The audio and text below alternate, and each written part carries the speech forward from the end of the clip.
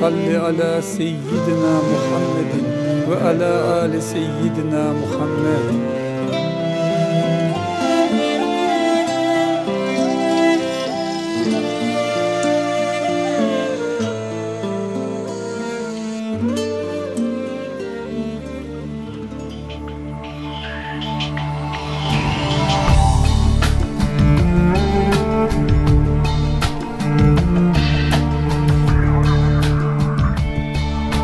Sokaklarımız ve gönüllerimiz bomboş, öksüz kaldık sensiz. Ya Resulallah, buz gibi soğuk ve acı yüreklerde yalnızlık acısı. Bazen yaşayışının anlamsızlığı, bazen dünya sevdası, bazen de bir şeylerini coyma telaşı. Hayatımız boyunca dünyanın peşinden çapamız. Baylık desen, kim ondan bahtlı olgan ki? Şan şöhret dep aytsan, o tatlı zehir, yalnızlığımızını büyütmekten ve düşman kazanmaktan başka nege yaragan ki? Yüreklerimizni bizler gibilerini göremiz. Ama en büyük acını bizge onlar yaşatmayın.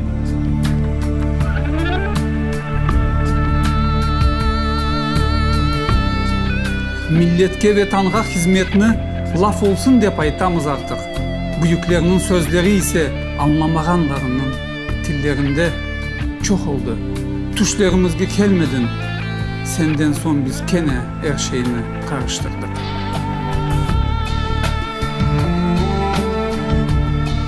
Biz neyi bölüşemeyi? Ey insanlar, hakimiyet desen, bu dünyanın hakimiyeti kimge kalgan ki? Zenginlik desen, mezara yarım kumuş alıp da ketken mi var? Toprak desen, kimi 2 metreden çok bir yerge kongenler ki? Neyi alsak, boşluk. Hayatımız ve işlerimiz bomboş. Sen yoksan içinde. Kadın hakkını da yeryüzünde gözetken birinci sen oldun. O vakitlardaki onların ruhu olup olmaganı müzakere edileydi. Kadın okup olamaydı ve tiri kız balacıklarını toprakka koymaydılar. Kızları olganda yürekleri zehir kesilgen taş yürekli babalar. Cennet analarının ayakları altında dep ayttın sen. O insanlıkka can bergen nefesini. Ve kadın ancak senin gerçek manada kıymet kazandı. Ana baba hakkı Allah hakkından son. Ve bizler ana babalarımızı yollarda ve harp evlerinde bırakan ümmetin kıyamet gününde senin yüzüne nasıl bakacağız? Ya balacıklarını nasıl severdin sen? Namaz kılganda torunçuklarının omuzlarına çıkıp oynaylardı. Bir peygamber namazda ve omuzlarında balacıklar ve bizler evlatlarımıza iç ama iç vakit ayırıp olmayan ana babalar. Biz hiçbir şey öğrenemedik, bulamadık. Sen yeryüzünde birinci kere insana aklar tanıdın. Ne baba evlatının kabahatını yüklenir ne de evlat babanın. Haksız yerde bir insanlığı öldürmek, bütün insanlıkını öldürmek gibidir. Bularını insanlıkka sen anlattın. Tarih bilir, Allah da bilir. Sen hiçbir vakit cenk başlatmadın. Ama o közü döngenler cenki başlatkanda sen uykusuz gecelerle nasıl yapsam da her iki taraftan daha az adam ölse de düşündün.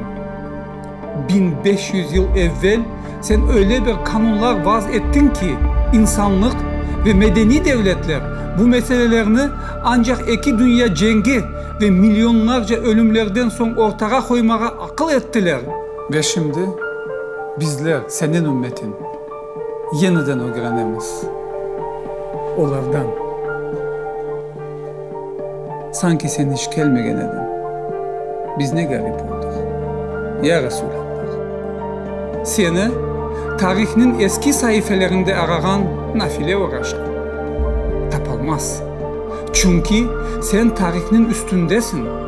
Seni ancak bizim yüreklerimizde ve gözlerimizde görmek mümkün. İnsanların acısına karşı merhametten gelgen bir damla göz yaşında, yolda ketken adamın gülümsemesinde, ananın evlatını sağınıp koklap öpmesinde ve senin gerçek ümmetinin yaşayışında. Yok, sokaklarımız da, gönüllerimiz de boş değil. Sen varsın yüreklerimizde. Ya Nebi Allah. Öyleleri de var ki senin gül kokunu duyarlar ve gecelerle gözyaşları içinde Allah'a dua ederler. Bizni ve bütün insanlarını bağışlasın. Bizge muhabbetlik, sevgi ve birlik yolunu göstersin de. Senin yolunu, Hazreti İsa ve Musa'nın yolunu. Demek ki sen aramızdasın. Yoksa ne diye yüreklerimiz gögercin yüreği gibi titrey ve zorla gözyaşlarımızla tutamız.